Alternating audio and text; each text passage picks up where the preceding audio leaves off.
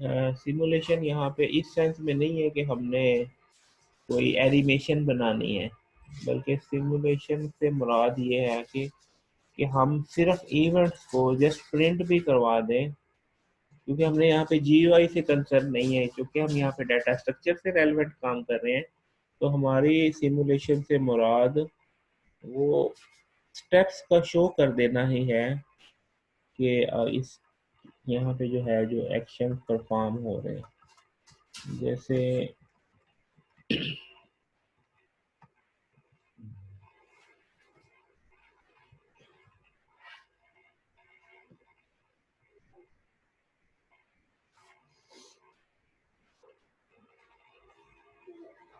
ये सिमुलेशन था कि कस्टमर एंटर होता है स्पेसिफिक टाइम पे, one of the four teller can attend the customer और transaction withdraw deposit will be taken certain period of time. If the teller is free, teller can process. ये उसका scenario है कि अगर वो फारिग है तो वो उसको जो है वो एंटरटेन करेगा, अदरवाइज आप क्यू में लग जाएंगे जब आपका नंबर आएगा।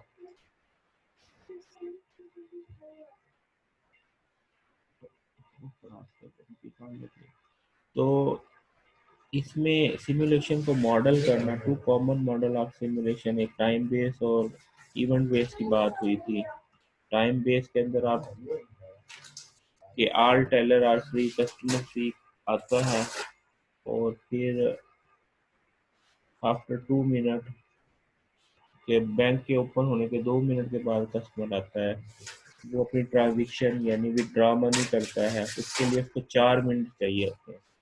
तो कस्टमर C2 पे अराइव होता है 4 मिनट के बाद, जो है 4 मिनट के ओपन होने के 4 मिनट के बाद दूसरा कस्टमर आता है, उसको 6 मिनट चाहिए ट्रांजेक्शन के लिए। तो कस्टमर 3 जो है वो 12 मिनट के बाद आता है और उसको 10 मिनट चाहिए अपनी ट्रांजेक्शन के लिए। तो ये इस तरीके से जो है कस्टमर 1 की अराइवल जो है, कस्टमर 1 की अराइवल, ये कस्टमर 2 की अराइवल, ये वो कस्टमर 2 जब आउट होता है तो वो 6, पहले की जो ट्रांजेक्शन है वो 4 में है, after 4 minute he will be free. Customer 2 after 6 minute he will be free, और कस्टमर 3 जो है वो 10 मिनट की उसकी ट्रांजेक्शन है। तो ये टाइम बेस है, we could write a main clock as follow. अब ये जो टाइम बेस का मतलब ये है कि किसी का काम छोटा है, किसी का काम बड़ा है, तो उसका टाइम जो है वो कम ज़्यादा होगा। दूसरी बात दफ़ा ये होता है कि टाइम बेस्ड नहीं बल्कि इवेंट बेस्ड है। इवेंट बेस्ड का मतलब है मसलन किसी ने बिल जमा करवाना है, अब बिल वालों का रश लगा हुआ है, 4 टेलर बैठे हैं, तो वो जो है वो डिपॉजिट होगा, बिल जो है डिपॉजिट होगा, तो अब हर एक को टाइम जो बिल जमा करने का वो सेम लगता है, तो वहाँ पे फिर एक्टिविटी बेस्ड हो जाएगा। तो एक्टिविटी बेस्ड में फिर वो उसका जो टाइम सबका फिक्स टाइम है, तो वो एक्टिविटी की अब इसकी एक्टिविटी आ गई, अब इसकी एक्टिविटी, इस तरह से जो है। तो जो टाइम बेस का जो अभी बात हो रही थी, उसके लिए जो उसका जो सीडो कोड बनेगा तो वो किस तरह होगा। क्लॉक स्टार्ट होगा 0 से, और क्लॉक कब तक चलेगा, 24 × 60, 24 आवर्स, और इनको 60 करें तो वो इतने मिनट कर देगा, 1 डे की, एक दिन के लिए चलेगा। तो रीड न्यू कस्टमर, नया कस्टमर आया, customer if customer arrival time is equal to clock. अब ये क्लॉक क्या है, 0, क्लॉक स्टार्ट में क्या है, 0। अगर 0 है तो इंसर्ट इनटू शॉर्टेस्ट क्यू। अब उसका अराइवल टाइम जो है अगर इक्वल टू क्लॉक हो, अगर इक्वल टू क्लॉक हो, क्लॉक में भी क्या है, 0, तो कस्टमर को जो शॉर्टेस्ट जो क्यू है उसके अंदर डाल। Check the customer at head of all four, customer at head of all four queue, तो कस्टमर को चेक करे चारों क्यूज में। If transaction is over remove from queue, अगर उसकी ट्रांजेक्शन मुकम्मल हो जाती है तो क्या करे, उसको क्यू में से रिमूव कर दे। तो क्लॉक इज इक्वल, और क्लॉक जो है वो 1 by 1 इंक्रीमेंट करती रहे। अब इवेंट बेस्ड यानी वहां पे तो ये सिनेरियो हो गया,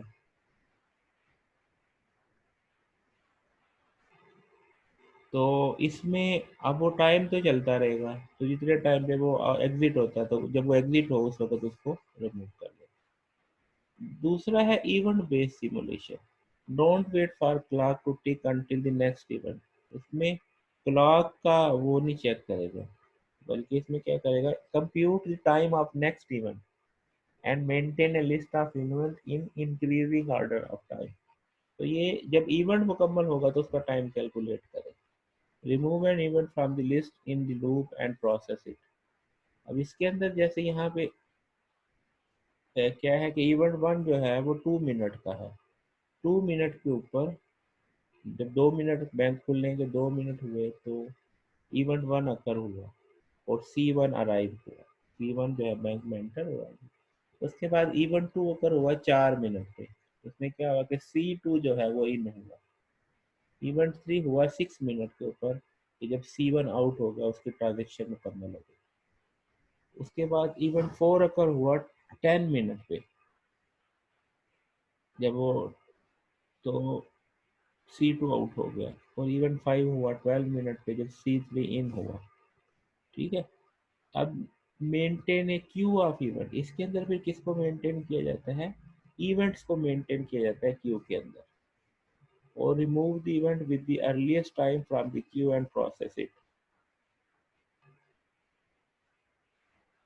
तो इवेंट को जो रिमूव किया जाता है जब वो मुकम्मल होता है। As new event are created insert them, जैसे ही नया इवेंट क्रिएट होता है उसको क्यू में डाल देते हैं।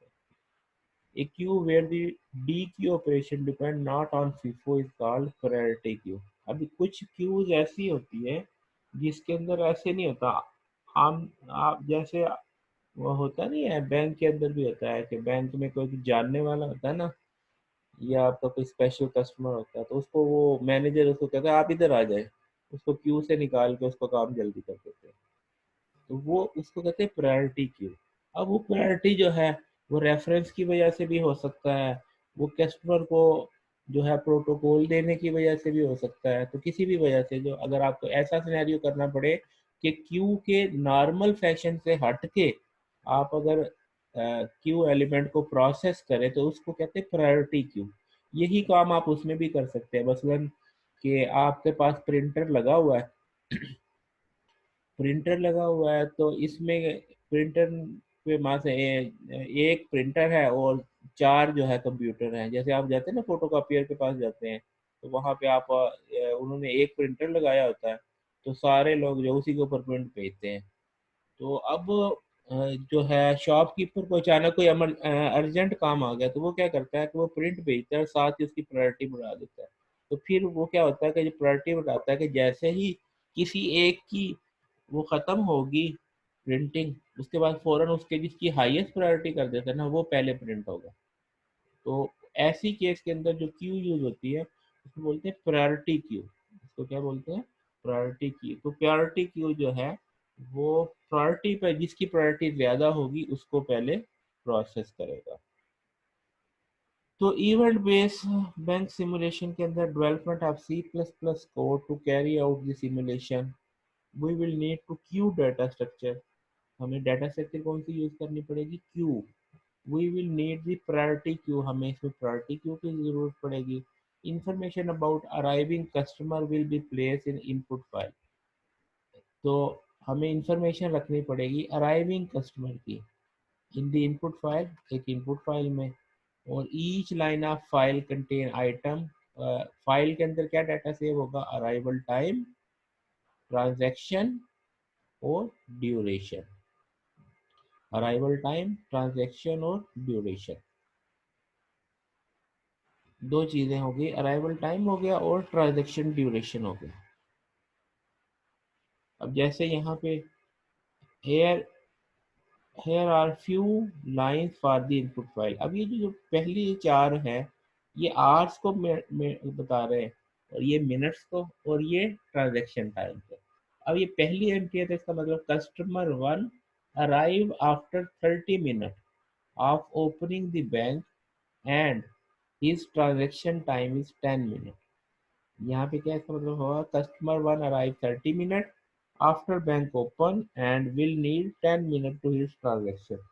इसी तरीके से ये 35 मिनट पे उसके बाद जो है आया, तो इसमें क्या है 1 आवर 1 मिनट पे, यानी 1 घंटा 1 मिनट जब बैंक को ओपन हुए हो चुके थे तो कस्टमर आया और उसको ट्रांजेक्शन के लिए 9 मिनट चाहिए। तो ये इसके अंदर इंफॉर्मेशन की इंटरप्रिटेशन है। अब सिमुलेशन का क्या प्रोसीजर होगा? The first event to occur is the arrival of the first customer. पहला कस्टमर जब एंटर होता है, this event place in priority queue. इसको किस में रख देंगे? प्रायोरिटी क्यू में रख देंगे। उसके बाद initially the 4 teller queue are empty. शुरू में के जो है चारों जो कैशियर्स हैं वो क्या है, वो फ्री बैठे हैं। The simulation process are follows। क्या प्रोसेस होगा? When an arrival event is remove from the priority queue, a node representing the customer is placed on the shortest teller queue। तो जैसे ही एक बंदा रिमूव होगा प्रायोरिटी क्यू से, तो node representing the customer is placed in the shortest teller queue। If that customer is the only one on a teller queue, an event for this departure is placed on the priority queue। उसकी departure का जो है वो event occur हो जाएगा priority queue में। At the same time, the next input line is read and an arrival event is placed in the priority queue। उसी time पे जो है एक और इवेंट को जो रीड किया जाएगा। When a departure event is removed from the event priority queue, the customer node is removed from the teller queue। जैसे उसका इवेंट मुकम्मल हो जाएगा, तो अब हो क्या रहा है इसके अंदर, चार तो लगी हुई है क्यूज, चार लगी हुई है क्यू जिसके अंदर क्या लगे हुए हैं, इवेंट्स लगे हुए हैं, और एक है प्रायोरिटी क्यू। अच्छा, the total time spent by the customer is computed। It is time spent in the queue, waiting and the time taken for the transaction। अब हो क्या रहा है इसमें, आप लोगों ने वैसे भी आजकल जो बैंक के अंदर होता है वो एक टोकन नंबर जो एक मशीन के जरिए आता है। तो जो टोकन वाली मशीन है ना, वो बेसिकली प्रायोरिटी क्यू है कि किसने कब जाना है।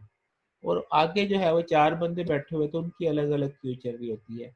और फिर वो देखता है कि जिसका नंबर आता है, तो जैसे ही फ्री होता है वो उसके पास भेज देता है। जैसे ही फ्री आता है उस टेलर के पास उसको भेज देते हैं।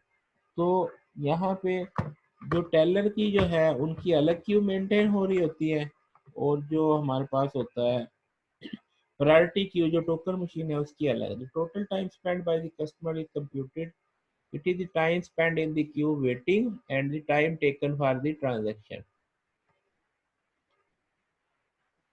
This time is added to the total time spent by all customer। इसमें एक और भी चीज होती है। अब ये डिपेंड करता है कि क्या चारों टेलर जो है वो सेम कैडर की चीजों को डील कर रहे हैं कि अलग अलग को डील कर रहे हैं। अगर अलग अलग को डील कर रहे हैं तो फिर आपको अलग अलग मेंटेन करनी पड़ेगी। कि मसलन एक बंदा है जो सिर्फ जो विड्रा का काम करता है, वो पैसे देता है, एक है जो जमा करता है, एक है जो, और ये मुख्तलिफ प्रोसेस के लिए अगर है तो वो अलग अलग फिर मेंटेन करना पड़ेगा। This time is added to total time spend by all customer. तो टोटल टाइम क्या होगा, जब वो इतना वेट वाला टाइम प्लस ट्रांजेक्शन का टाइम और ये minus arrival time. At the end, the simulation, the total time divided by the total customer served will be average time spent by customer। वो एवरेज निकाल देगा। The next customer is the queue is now served by the teller। तो अब next customer जो है, the departure event is placed on the event queue। अब इसका code देखिएगा। इसके लिए customer dot C P P Q dot H priority Q dot C P P और event dot C P P, ये सारी चीज़ें हुई हुई है। चार टेलर्स के लिए चार की एक अरे बना ली क्यू की, एक प्रायोरिटी क्यू बना ली इवेंट्स को के लिए। टोटल टाइम आ गया, काउंट आ गया और कस्टमर नंबर आ गया। मेन का प्रोग्राम है customer c event a next event बना लिया। इफ स्ट्रीम में क्या है, कमांड फाइल के अंदर से वो इवेंट रीड करता है। Initialize with the first arriving customer, read new customer, और डाटा जो है ये डाटा इधर से इस फाइल में से रीड कर लेता है। अच्छा, उसके बाद ये लूप चलता है कि प्रायोरिटी क्यू की जो लेंथ है ग्रेटर देन 0 है, यानी प्रायोरिटी क्यू में बंदे हैं, तो फिर ये लूप चलता रहेगा। जैसे ही 0 होगा तो ये लूप रुक जाएगा। नेक्स्ट इवेंट जो है वो क्या करेगा, प्रायोरिटी क्यू से एक बंदे को रिमूव करेगा, जो बंदे आगे बैठे हुए हैं प्रायोरिटी क्यू में जिन्होंने टोकन लेके बैठे हुए हैं, उसमें से एक को रिमूव करेगा और उसको कस्टमर गेट करेगा, वो किसका है, उसको सी में प्लेस करेगा और सी का स्टेटस देखेगा। अगर इक्वल टू -1 है उसका ग्रेटेस्ट, तो इसका मतलब ये है कि अभी उसका वो अराइवल टाइम ही नहीं हुआ। ठीक है। अरे time next event get event time. अच्छा, उसका अराइवल टाइम लिया, उसका ड्यूरेशन लिया, उसका कस्टमर नंबर लिया, और process arrival date customer number arrival time और ड्यूरेशन और इवेंट से ये फंक्शन बनाया हुआ है इसका प्रोसेस अराइवल का। एल्स डिपार्चर इवेंट, नहीं तो उसको क्या किया, उसका स्टेटस गेट किया और उसका डिपार्ट टाइम जो है उसका टाइम गेट किया और प्रोसेस डिपार्चर का फंक्शन कॉल कर लिया। ये जो है यहाँ पे अभी हम इससे कंसर्न नहीं है कि ये जो प्रोसेस अराइवल और प्रोसेस डिपार्चर के अंदर क्या हो रहा है। अभी हम सिर्फ इसकी सिमुलेशन का डिस्कस कर रहे हैं कि सिमुलेशन कैसे होगी, कि आपका ये लूप चलता रहेगा, प्रायोरिटी क्यू में से इवेंट उठाता रहेगा और जो क्यू रेलेवेंट बनती है उस क्यू के अंदर प्रोसेस करता रहेगा। इसके बाद ये रीड न्यू कस्टमर में क्या कर रहा है कि आर मिनट ड्यूरेशन, उसने नया कस्टमर रीड किया, सी में रखा, उसका स्टेटस चेक किया, उसका नया स्टेटस -1 किया और न्यू इवेंट जनरेट किया और उसको प्रायोरिटी को में इंसर्ट कर दिया। ये क्या है, कस्टमर को रीड करने का। और एल्स में क्या है, data dot close file close कर दिया। तो वो वन बाय वन सारे प्रोसेस अराइवल में क्या हो रहा है कि फाइल से डाटा रीड किया और इसमें से स्मॉल के अंदर क्यू जीरो डॉट लेंथ किया। हमने पहले सोचा कि जो क्यू सबसे पहले क्यू है वो ही स्मॉलेस्ट है। अब इस वाले लूप के अंदर जो है, जो स्मॉलेस्ट क्यू है वो फाइंड कर रहे हैं।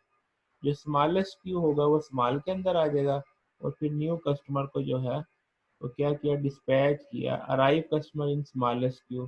कस्टमर को जो है प्रायोरिटी क्यू से निकाल के किसमें डाल दिया, इसके अंदर कस्टमर की क्यू में डाल दिया और फिर इसका स्टेटस सेट किया जो उसका नंबर बनता है और customer goes in an Q, यानी उस क्यू के अंदर, यहाँ पे जिस क्यू का भी बनेगा ना उस क्यू के अंदर उसको एन क्यू कर दिया जो शार्टेस्ट बने।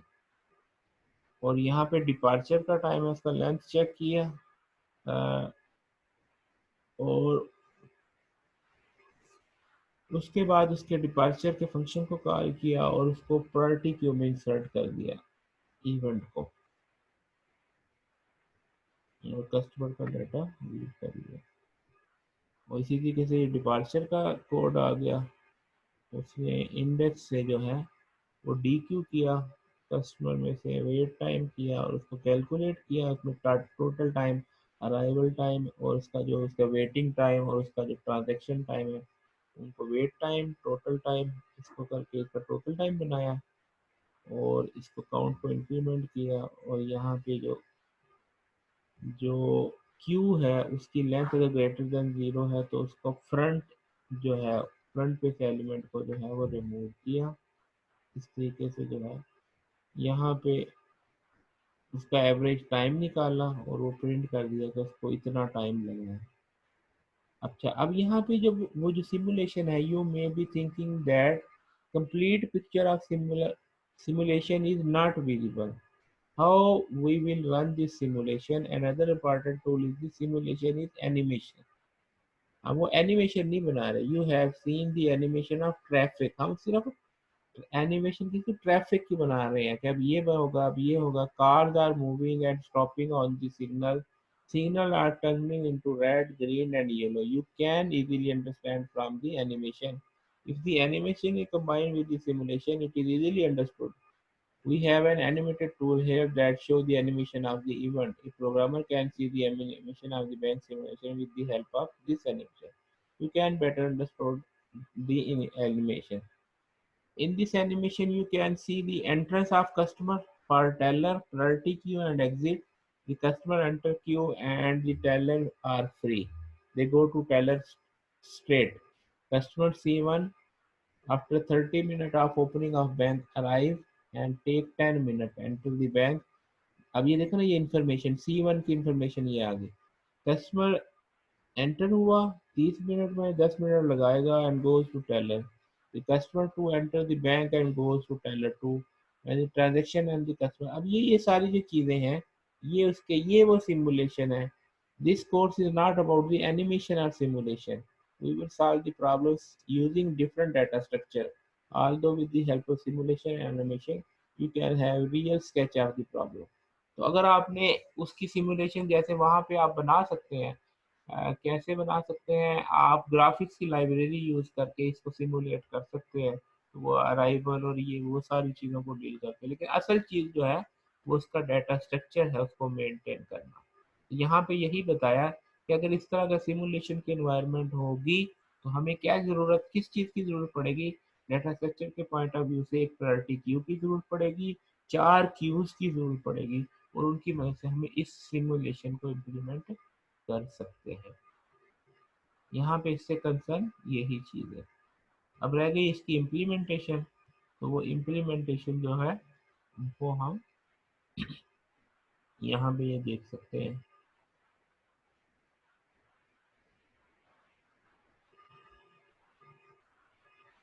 अब यहाँ पे वो आ गया कि प्रायोरिटी क्यू क्या चीज़ है।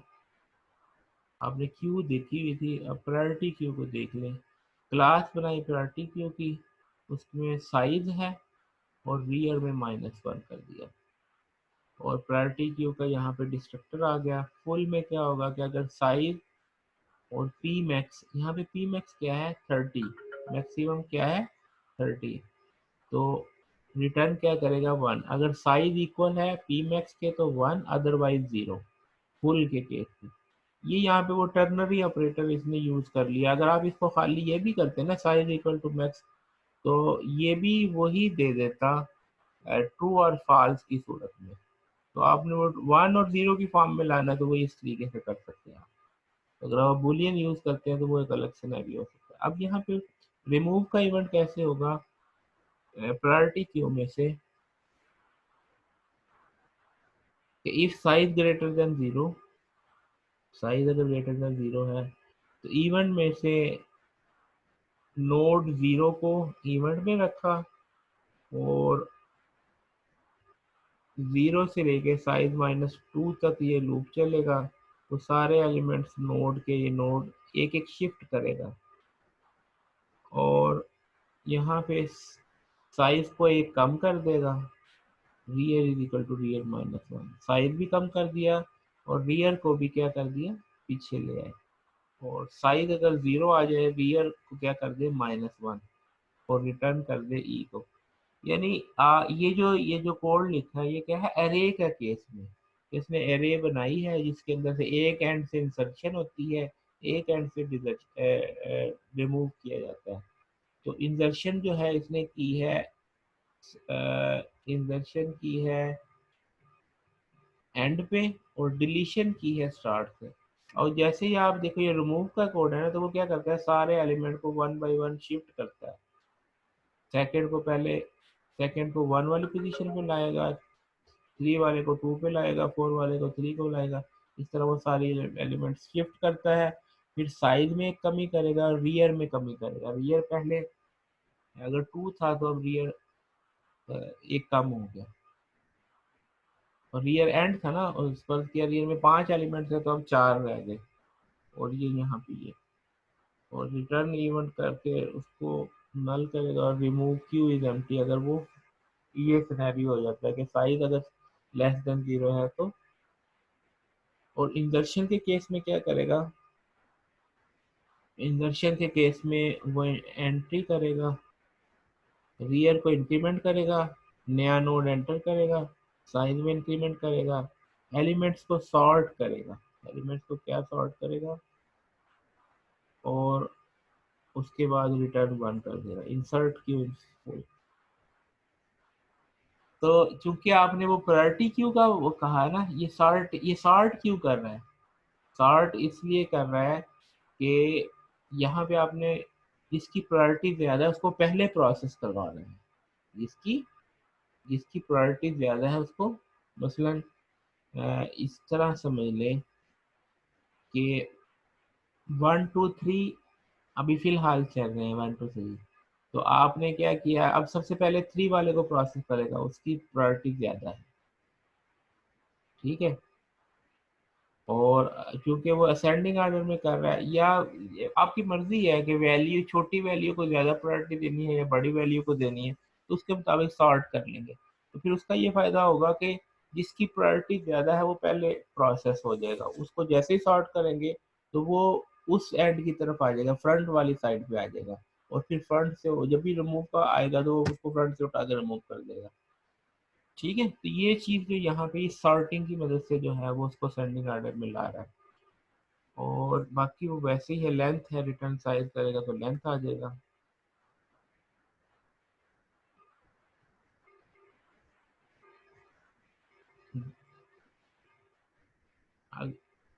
चले आज की जो है यहीं तक करते, नेक्स्ट जो है वो ट्री आ गई है। इसको आप ये जो है ये प्रायोरिटी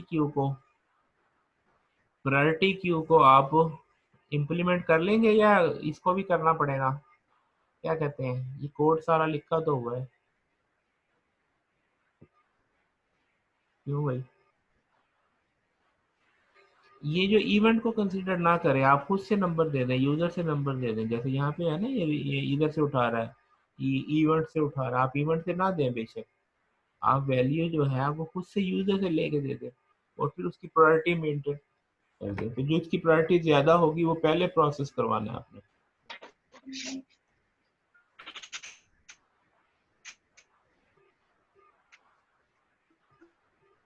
चले इसका भी कोड बना के, जैसे वीडियो पहले वाले की जो जैसे हमने की थी, इनका भी वो मैं कर दूंगा, कोड बना के आपको जो है ना वो सेंड कर दूंगा। यहाँ तक कोई क्वेश्चन है तो पूछ लेना।